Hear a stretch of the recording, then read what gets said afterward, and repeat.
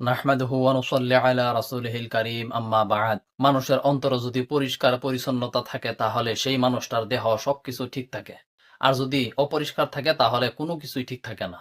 কেননা একটি হাদিসে এসেছে, যে হাদিসটি সহিহ বুখারীতে উল্লেখ রয়েছে, রাসূলুল্লাহ সাল্লাল্লাহু আলাইহি ওয়াসাল্লাম ইরশাদ করেন, তোমরা জেনে রেখো নিশ্চয়ই মানুষের শরীরে একটি গোশতের টুকরা আছে, তা বিশুদ্ধ থাকলে গোটা শরীরেই সুস্থ থাকে, আর তা বিনষ্ট হলে গোটা শরীরেই ব্যাধিগ্রস্ত হয়ে যায়।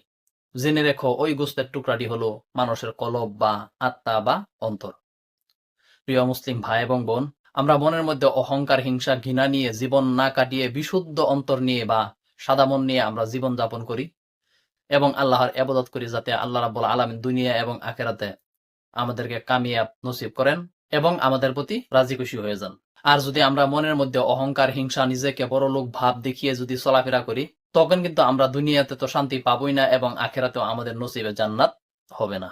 অহংকারী বা হিংসা করলে যে জান্নাত পাবো না, তার আরেকটি সহজ কিতাব থেকে আমি দলিল দেই।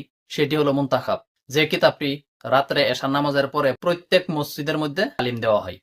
সেই কিতাবের 682 পৃষ্ঠার প্রথমে হাদিসটি আছে, আপনারা দেখে নেবেন। আল্লাহ রাব্বুল আলামিন আমাদের সবাইকে ইসলামের সঠিক পথে থাকার জন্য তৌফিক দান করুন। আসসালামু আলাইকুম ওয়া রাহমাতুল্লাহি ওয়া বারাকাতুহু।